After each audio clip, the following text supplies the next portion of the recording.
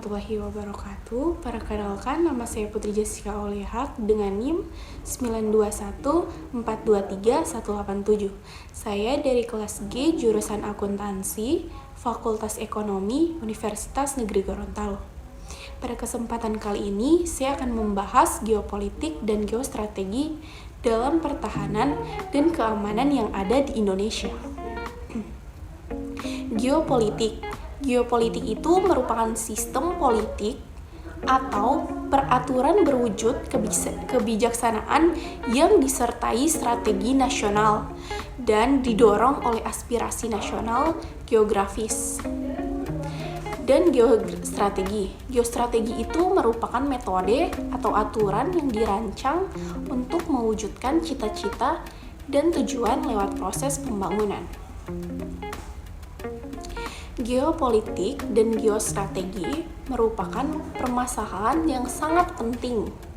Permasalahan ini menjadi penting karena manusia yang telah berbangsa membutuhkan wilayah sebagai tempat tinggalnya, yang kemudian dikenal dengan negara. Dalam perkembangannya, negara tidak begitu saja dapat diartikan sebagai wilayah, melainkan diartikan lebih luas, yaitu sebagai institusi konsep geopolitik. Kata geopolitik berasal dari kata geo dan politik. Geo berarti bumi dan politik berasal dari bahasa Yunani, yaitu politi, dan berarti persatuan masyarakat yang berdiri sendiri atau negara dan yang berurusan. Sedangkan dalam bahasa Inggris adalah seperangkat prinsip, keadaan, atau sasaran tertentu. Salah satu pedoman bangsa Indonesia adalah wawasan nasional yang berpijak pada wujud wilayah Nusantara, sehingga disebut dengan wawasan Nusantara. Kepentingan nasional yang berdasar bagi bangsa Indonesia adalah upaya menjamin persatuan dan kesatuan wilayah, bangsa, dan segenap aspek kehidupan nasionalnya. Oleh karena itu, wawasan Nusantara adalah geopolitik Indonesia. Perkembangan geopolitik, geostrategis, dan otonomi daerah Indonesia. Perkembangan geostrategis Indonesia disusun pada tahun 1962 oleh Sekolah Staf dan Komando Angkatan Darat, Bandung. Isi dari geostrategis Indonesia adalah pentingnya mengevaluasi perkembangan lingkungan strategi di wilayah Indonesia yang ditandai dengan pengaruh komunis yang tersebar luas. Pada tahun 1972, Lembaga Ketahanan Nasional melakukan penilaian geostrategis Indonesia. Selama masa ini, konsep geostrategis Indonesia sebagai metode untuk mengembangkan potensi ketahanan nasional dengan pendekatan keamanan pada 1974 geostrategis Indonesia diperkuat dalam bentuk rumusan ketahanan nasional, semua kondisi, metode, dan ajaran pembangunan nasional. Perkembangan otonomi daerah. Latar belakang otonomi daerah di Indonesia sebenarnya adalah ketidakpuasan orang yang tinggal di daerah yang kaya akan sumber daya alam, tetapi garis kehidupan tetap di bawah kemiskinan. Akhirnya, selama masa reformasi, mereka menyuruhkan agar otonomi daerah dilaksanakan. Lahirlah Undang-Undang Nomor 25 Tahun 1999 dan implementasi otonomi daerah mulai diterapkan secara bertahap pada tahun 2000. Pelaksanaan otonomi daerah telah diperbarui sesuai dengan Undang-Undang Nomor 32 Tahun 2004. Otonomi daerah ini telah memungkinkan daerah dengan potensi sumber daya alam untuk membuat kemajuan dalam pembangunan. Pengembangan geopolitik, geostrategi, dan otonomi daerah. Pengembangan konsepnya di Indonesia bahkan dikembangkan oleh negara lain dengan tujuan yang pertama, menyusun dan mengembangkan potensi kekuatan nasional. Yang kedua, menunjang tugas pokok pemerintah Indonesia. Pengembangan geopolitik. Geopolitik memiliki makna yang sangat mendalam bagi rakyat Indonesia untuk dapat mempertahankan negara dan memainkan peran penting dalam memproklamasikan kerjasama dan penyelesaian konflik antar negara yang dapat terjadi dalam mencapai tujuan. Pengembangan otonomi daerah secara konseptual, implementasi otonomi daerah di Indonesia didasarkan pada 3 tujuan politik, administrasi, dan ekonomi. Faktor pentingnya yaitu yang pertama faktor manusia, yang kedua faktor keuangan daerah, dan yang ketiga faktor manajemen organisasi atau birokrasi. Dinamika dan tantangan geopolitik. Struktur kepulauan di wilayah geografis Indonesia mempengaruhi dinamika kehidupan nasional dan politik, termasuk dinamika kebijakan geopolitik Indonesia. Di era globalisasi, masa geopolitik di Indonesia didominasi oleh masalah melanggar batas wilayah seperti pertikaian antara Indonesia dan Malaysia, tentang Pulau Ambalat, Pulau Sipadan, dan Pulau Ligitan yang telah muncul sejak 1967. Perselisihan lain atas wilayah Indonesia adalah perselisihan tentang kepemilikan Kabupaten Natuna antara Indonesia dan Cina. Masalah geopolitik di Indonesia dengan kepentingan ekonomi lainnya adalah munculnya nelayan asing yang mencari ikan di perairan Indonesia tanpa izin dan menyelundupkan barang ilegal melalui laut. Untuk memastikan implementasi strategi untuk memecahkan masalah geopolitik di Indonesia, diperlukan tim pemantau yang terdiri dari delegasi pemerintah pusat, TNI, internasional profesi hukum, ahli geologi, dan elemen pemimpin daerah yang relevan. Oleh karena itu, strategi dan tim pemantau untuk menyelesaikan masalah geopolitik di Indonesia diharapkan untuk mencapai kedaulatan wilayah Republik Indonesia. Dinamika dan tantangan geopolitik, geostrategi, dan otonomi daerah di Indonesia.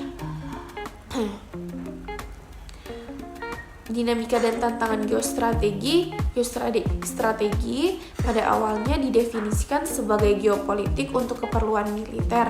Tetapi di Indonesia, geostrategi adalah metode yang digunakan untuk mewujudkan cita-cita proklamasi sebagai mana dinyatakan dalam pembukaan Undang-Undang Dasar 1945 alinea keempat. Oleh karena itu, perlu menggunakan sumber daya agar tujuan ini tercapai dan dapat dipertahankan. Geostrategi Indonesia adalah ketahanan nasional. Ketahanan nasional harus dicapai dengan pendekatan, yaitu pendekatan kesejahteraan dan pendekatan keamanan. Penggunaan sumber daya alam yang belum maksimal terjadi karena orang Indonesia kadang-kadang tidak tahu di mana mereka tinggal dan juga dapat dipengaruhi oleh kurangnya pengetahuan tentang penggunaan sumber daya. Dapat disimpulkan bahwa geostrategi Indonesia di bidang pengelolaan sumber daya alam belum dimaksimalkan dan bahwa pemaksimalan atau konsolidasi dengan kerja sama pemerintah warga negara sangat diperlukan. Dinamika dan tantangan otonomi daerah. Dinamika dan tantangan otonomi daerah yang pertama, satu, mental. Sikap mental para penguasa daerah dan rakyatnya antara lain sikap yang mempersepsikan diri sebagai pihak yang harus dilayani oleh rakyatnya. Setelah itu yang kedua, perolahan keuangan daerah. Penguasa daerah membuat peraturan yang memungkinkan memperoleh pendapatan di daerah dengan mengorbankan rakyatnya.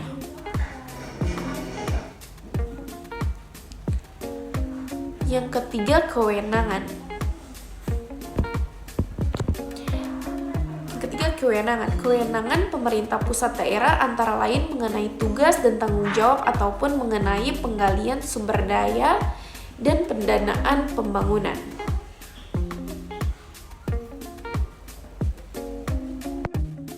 Pertahanan dan keamanan Indonesia. Kondisi geografi Indonesia yang sangat luas memerlukan kekuatan militer yang handal dan terlatih, maka disusunlah kebutuhan alutsista tersebut melalui perencanaan strategi minimum essential force sampai dengan tahun 2004. Saat ini telah memasuki tahap kedua tahun 2015 sampai 2019. Realisasi MF tahap kedua ini sudah sangat tertinggal lantaran belum memiliki payung hukum berupa peraturan Presiden Indonesia. Indonesia masih memiliki waktu 8 tahun ke depan. Untuk itulah pemerintah sekarang perlu menaikkan anggaran pertahanan senilai 108,7 triliun atau setara dengan 1,7% dari APBN. Kondisi pertahanan dan keamanan Indonesia belum terstruktur dalam sistem keamanan nasional yang komprehensif sebagaimana yang dimiliki oleh negara-negara maju. Dalam konteks Indonesia, terdapat beberapa material geopolitik dan geostrategi yang relevan dalam pertahanan dan keamanan. Berikut ini adalah beberapa di antaranya. Yang pertama, konflik perbatasan. Indonesia memiliki beberapa konflik perbatasan dengan negara tetangga, seperti perbatasan dengan Malaysia di Pulau Kalimantan dan perbatasan dengan Timor Leste di Pulau Timor.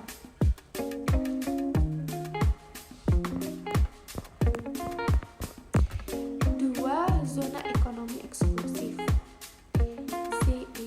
Indonesia memiliki ZEE yang luas yang mencakup perairan yang kaya akan sumber daya alam dan jalur perdagangan internasional.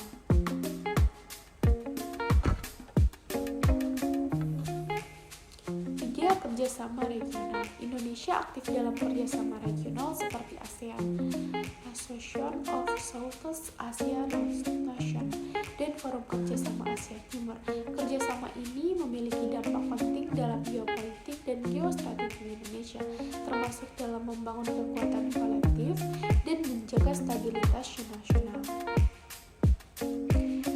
Pemahaman dan penerapan konsep geopolitik dan geostrategi ini menjadi penting dalam merumuskan kebijakan pertahanan dan keamanan Indonesia dalam menghadapi tantangan dan peluang di tingkat nasional dan internasional.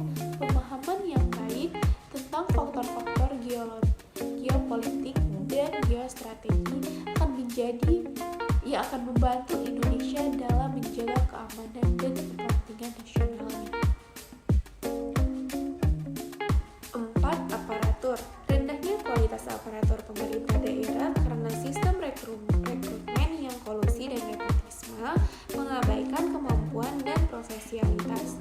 Contoh nyata dari penerapan geostrategi yang telah dilakukan Indonesia yaitu kemampuan nasional untuk memelihara keutuhan bangsa dari berbagai upaya pelemahan berbangsa dan bernegara, baik oleh pihak asing maupun pihak bangsa sendiri. Dan yang melatar belakangi bahwa geostrategi merupakan hal yang sangat penting bagi bangsa Indonesia. Geostrategi menjadi penting karena setiap bangsa yang telah bernegara membutuhkan strategi dalam memanfaatkan wilayah negara sebagai ruang hidup nasional untuk menentukan kebijakan, sarana, dan sasaran perwujudan kepentingan dan tujuan nasional melalui pembangunan sehingga bangsa itu tetap eksis dalam arti ideologis. Faktor-faktor apa saja yang mempengaruhi geostrategi di Indonesia, yaitu faktor geografi. Dalam merumuskan geostrategi, perlu pula memperhatikan kondisi sosial, budaya, penduduk, sumber daya alam, lingkungan regional maupun nasional.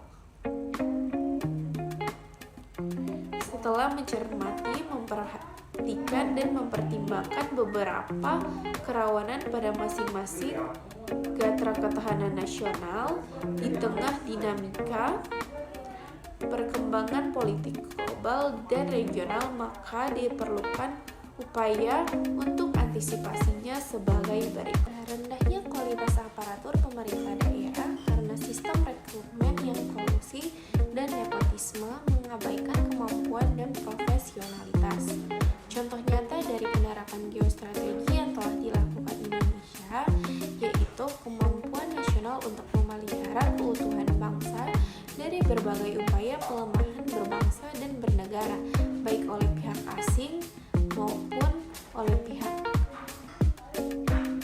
warga bangsa sendiri. Dan yang melatar belakangi bahwa geostrategi merupakan hal yang sangat penting bagi bangsa Indonesia.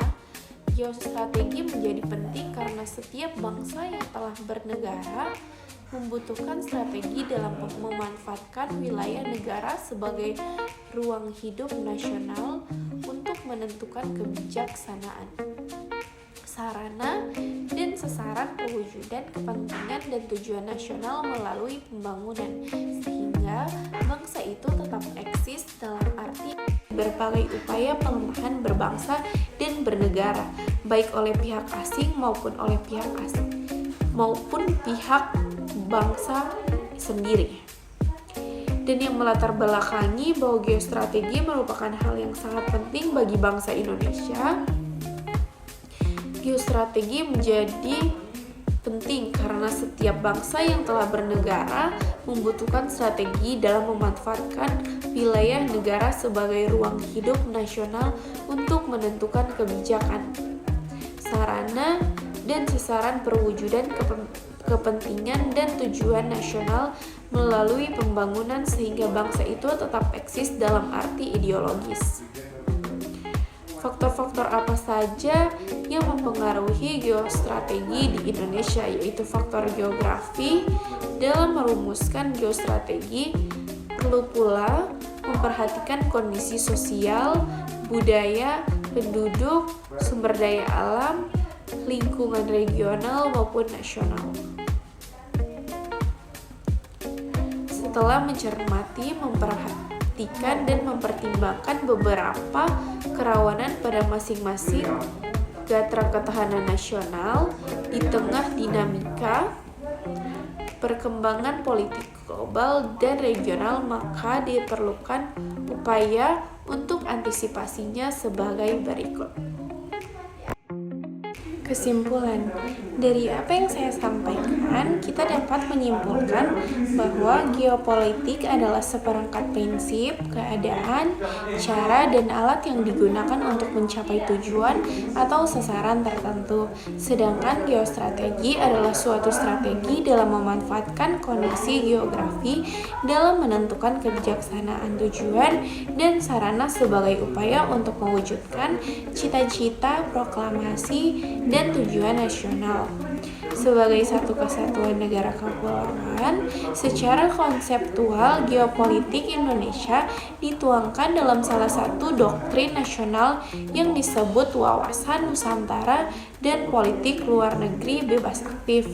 Sedangkan geostrategi Indonesia mewujudkan melalui konsep ketahanan nasional yang bertumbuh pada perwujudan kesatuan ideologi, politik, ekonomi, sosial budaya, dan pertahanan keamanan.